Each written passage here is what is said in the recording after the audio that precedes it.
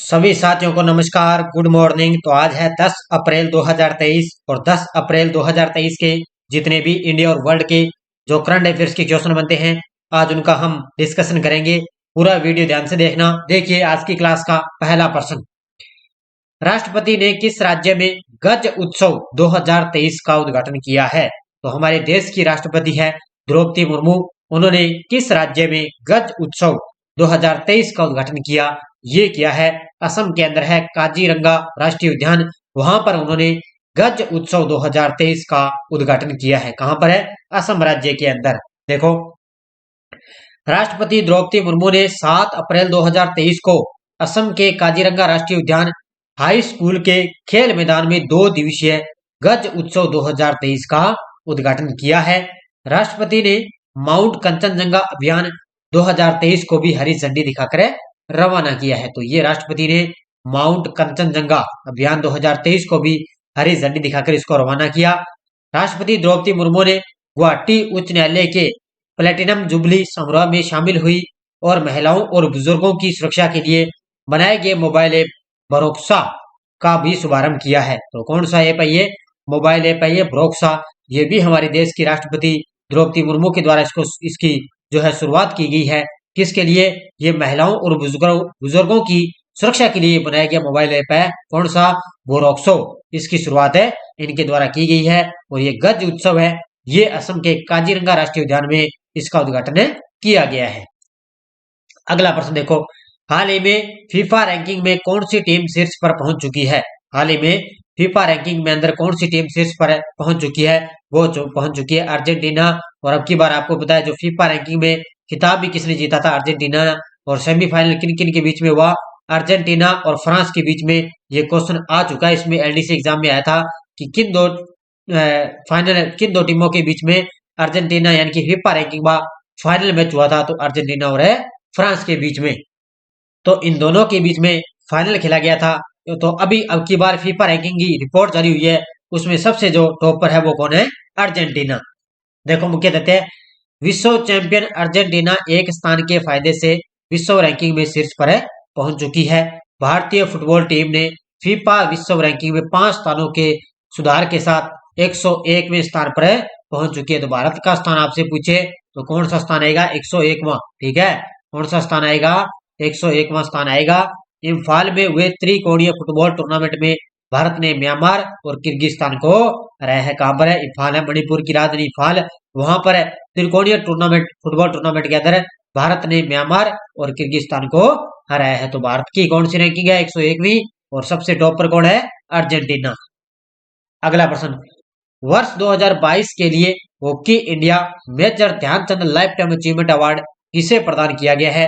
और ये किया गया है गुरु बख्श सिंह को। Option number B.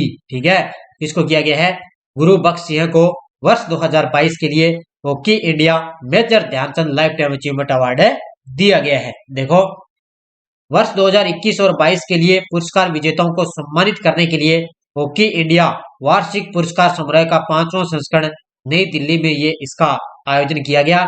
वर्ष 2022 के लिए hockey India Major Dhyan Chand lifetime achievement award 17 मार्च 2023 को गुरु बख्श सिंह को प्रदान किया गया था। किसको प्रदान किया गया?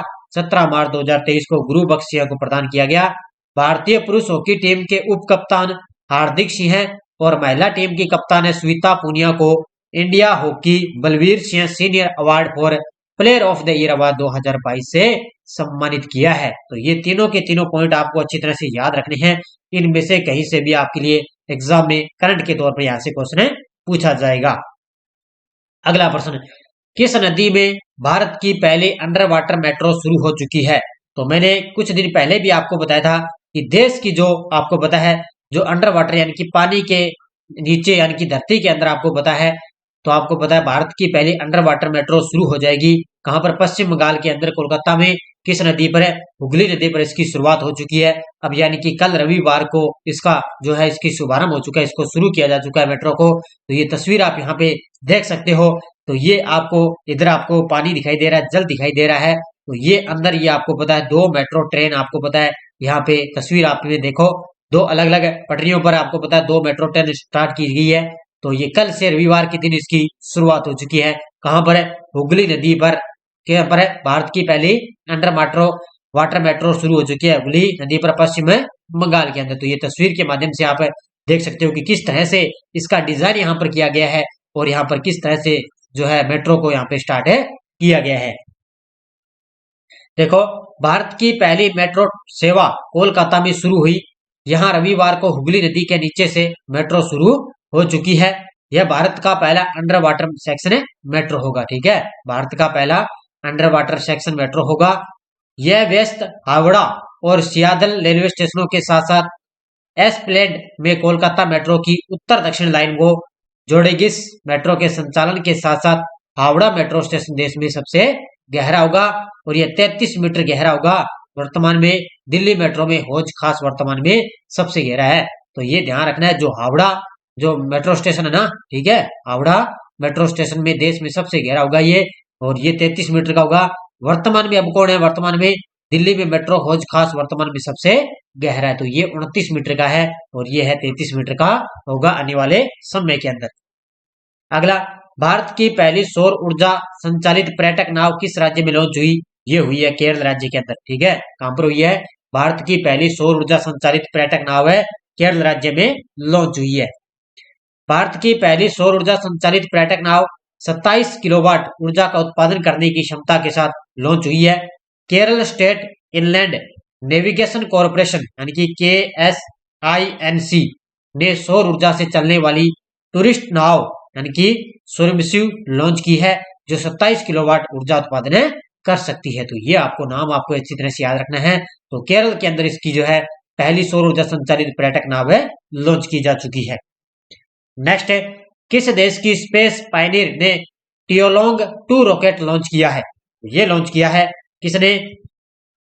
ये किया है चीन देश के द्वारा। ठीक है, एक चीनी कंपनी है, चीन देश की कंपनी है जिसका नाम है स्पेस पायनियर ने टियोलोंग 2 रॉकेट है लॉन्च किया है। ठीक है, किस देश के द्वारा? चीन देश के द्वारा। चीनी कंपनी स्पेस पायनियर ने 2 अप्रैल को इन्नर मंगोलिया के जू क्वान सैटेलाइट लॉन्च सेंटर से अपनी टियोलोंग 2 रॉकेट को ऑर्बिटर पर उतारने में एक ऐतिहासिक उपलब्धि हासिल की है।